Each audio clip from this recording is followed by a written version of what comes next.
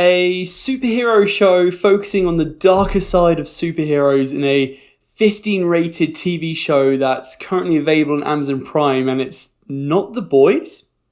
I think Amazon Prime have found themselves a pretty good area to focus on.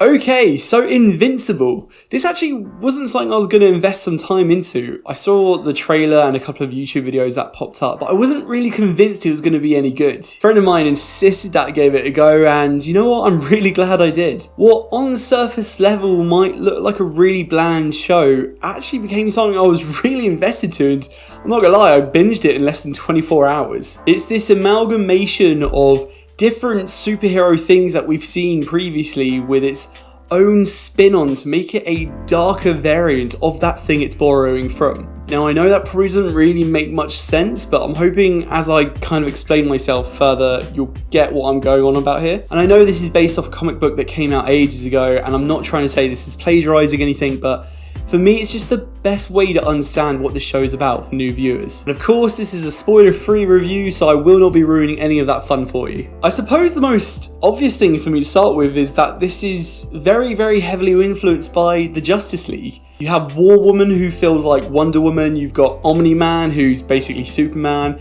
Green Ghost is the Green Lantern, you have the Guardians of the Globe, who are almost identical to the Justice League.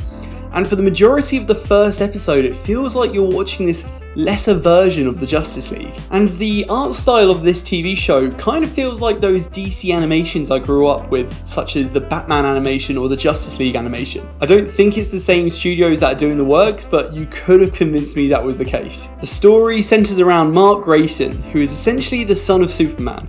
You follow his journey from having no powers to getting them, and his journey to be like his father and become a hero. He has to balance a life at school with becoming a superhero and keeping it a secret from those he cares about. And for me, I couldn't help but thinking of something similar to Spider-Man. And I wasn't really convinced until about the last 10 to 15 minutes of the first episode, where it kind of goes to, do you remember all those animated shows that you grew up with as a kid? Well, this is what we can do with it when it's a 15 rating. And all of a sudden this series gets flipped on its head, and you kind of understand how much gore and violence that you're going to be in for throughout the show. All this mindless violence and casual alien invasions and out-of-world experiences that seem normal, in a way, also reminded me of Rick and Morty. So you have the look and feel of DC Comics with the baseline story of Spider-Man combined with the over-the-top ridiculous violence that you'd see in something like Rick and Morty, and suddenly you get this weird combination where I was not able to take my eyes off of it. I went from not really being impressed to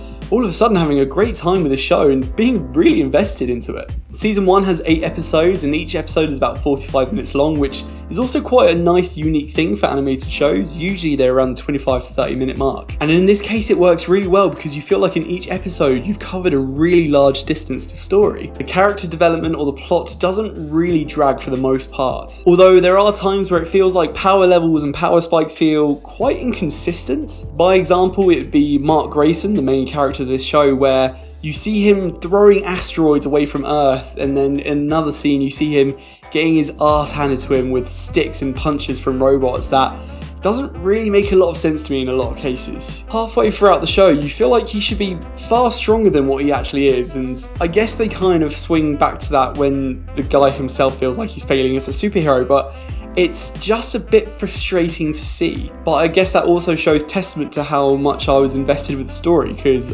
I'm getting inherently frustrated at the main character failing. And to support this interesting story, we also get this incredible cast behind the voices. You have J.K. Simmons, Sandra Oh, Jason Mantzoukas, you got bloody Mark Hamill, and even Seth Rogen. And that's just scratching the surface of the people in here. And it actually ties in really well with the Amazon Prime feature, which if you pause the scene at any point, it will show you the characters that are currently in that scene. You'll just be sitting there and thinking, shit, I think I know who that voice is, and all you do is press pause and it shows you the voice actors in the scene, and you're like, wow, yeah, carry on.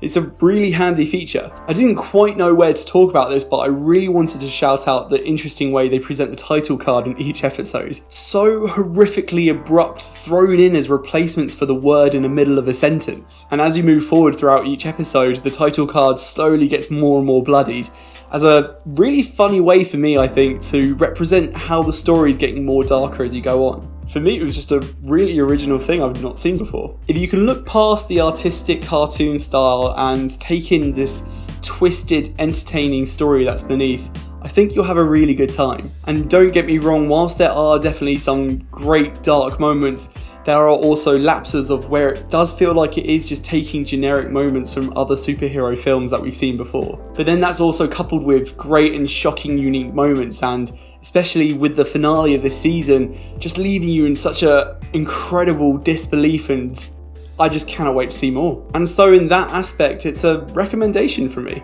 Unless you're really not a fan of 2D animations or the superhero genre isn't your thing, I think this is worth giving it a try. I was actually speaking to someone about this the other day, and they told me it was essentially The Boys in 2D form, and that's probably the easiest one-sentence description you're going to get for this. But yeah, anyways, Invincible. Let me know if you've seen Invincible Season 1 on Amazon Prime, what your thoughts on it might be. Let me know in the comments down below. If you liked this video, please feel free to leave a like and subscribe. It really does help me out. And as always, stay tuned for more reviews on movies, anime, and video games. Until next time, guys, take care. Bye-bye.